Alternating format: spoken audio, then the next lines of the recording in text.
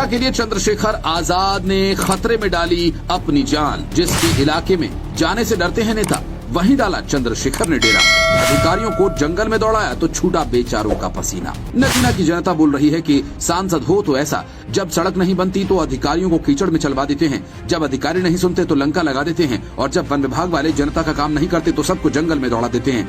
नगीना के पुलिस अधिकारी से लेकर वन विभाग के अधिकारियों तक और स्वास्थ्य विभाग से लेकर बिजली विभाग के अधिकारियों तक सब लोग चंद्रशेखर आजाद से परेशान हैं, क्योंकि ऐसा सांसद उन्होंने पहली बार देखा जो अपनी जनता की एक आवाज पर सड़कों पर उतर जाता है और अधिकारियों को भी वहीं बुला लेता है। अब सोचिए कि बिजनौर में इस वक्त गुलदार का आतंक है, वो लोगों को खा रहा है, वन विभाग सो रहा है। इसके विरोध में स्थानीय लोग, भीम आर्मी लगातार स्थानीय अधिकारियों से मांग कर रहे हैं कि गुलदार को पकड़ा जाए, लेकिन जब अधिकारियों ने नहीं सुनी तो चंद्रशेखर आजाद खुद पहुंच गए। और इससे भी बड़ी बात यह कि वो उस गांव में उस रात रुके जहां गुलदार के हमले का लगातार भय है। क्या आपने इससे पहले कभी सुना था कि कोई नेता अपनी जान जोखिम में डाले?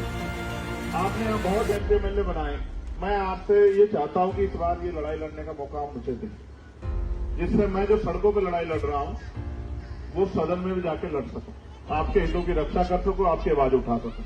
आपके यहाँ भी गुलदार ने 20 से ज्यादा लोग मारे सर, कोई बोला कि नहीं साहब? बता, क्या आप टैक्स देते, आपकी सुरक्षा की पता सरकार की नहीं है क्या? सरकार क्यों आपकी नहीं सुनती? क्योंकि आपके पास ऐसा नेता नहीं जो आपकी आवाज उठा सके। मैं आपसे ये कहता हूँ, एक बार आप मुझे लड़ाई लड़ने का मौका सदन में दें, जिससे कि मैं ये बता सकूं कि पॉलिटिकल पावर के जरिए जिंदगी में कितना बदलाव हो। चंद्रशेखर आजाद ने खुद पहुंचकर जनता की आवाज उठाई। साथ में उन्होंने सोशल मीडिया के जरिए भी प्रशासन और सरकार को लगातार घेरा।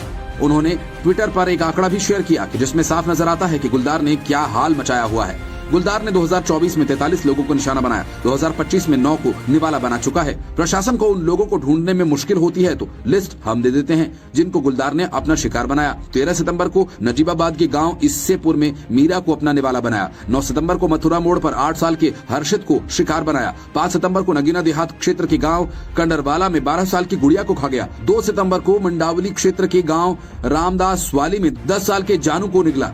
7 अगस्त को अफजलगढ़ के भिखवाला गांव में पूनम देवी को गुलदार ने शिकार बनाया। 2 अगस्त को अफजलगढ़ के ही मोहल्ला मझौली में अलका को खा गया। 30 जून को मंडावर क्षेत्र में गांव कोहरपुर में 1.5 साल के मयंक का शिकार किया। 18 मई को चांदपुर क्षेत्र के गांव सबदलपुर तेली में 40 साल की शमीना को शिकार बनाया। 27 फरवरी को चांदपुर के गांव चौंधेड़ी में 35 साल की सुमन को गुलदार ने अपना निवाला बनाया। ये आंकड़े जवाब हैं उन लोगों को जो ये कह रहे हैं कि सांसद गुलदार को पकड़वाने के लिए गाँव में डेरा क्यों डाले बैठा है और इसमें इतना इंटरेस्ट क्यों ले रहा है।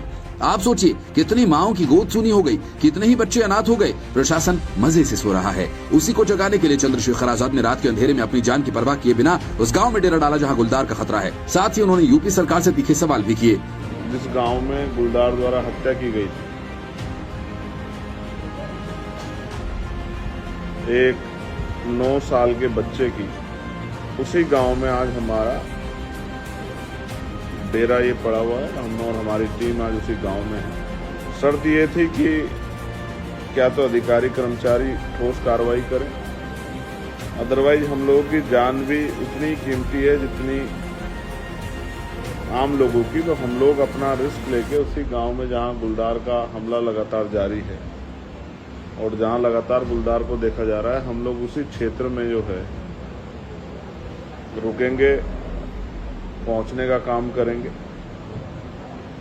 और लोगों की आवाज उठाने का काम करेंगे। ये शायद पहली बार होगा कि जब कोई सांसद गुलदार को पकड़वाने के लिए खुद जंगल में उतर गया। इसलिए नगीना की जनता कह रही है कि हमने सही सांसद चुना है और बाकी देश के लोग कह रहे हैं कि सांसद हो तो ऐसा। किसके आदेश से लगे, इसका बजट कहां से आया, इसको डीएफओ ने परमिशन दी थी नहीं दी थी, उसके कागज कहां, इसकी जांच कराएं। लेकिन आप सबसे महत्वपूर्ण ये समझो, 8 साल का बच्चा जिसकी जान गई, हर्षित, मैंने जब उसके पिता से बात की तो उसके पिता ने मुझसे कहा कि मेरा बच्चा तो चला गया, लेकिन सांसद जी किसी और का बच्चा ना जाए, ये जितनी जिम्मेदारी मेरी है इतनी आपकी भी है। मैंने उसको कहा।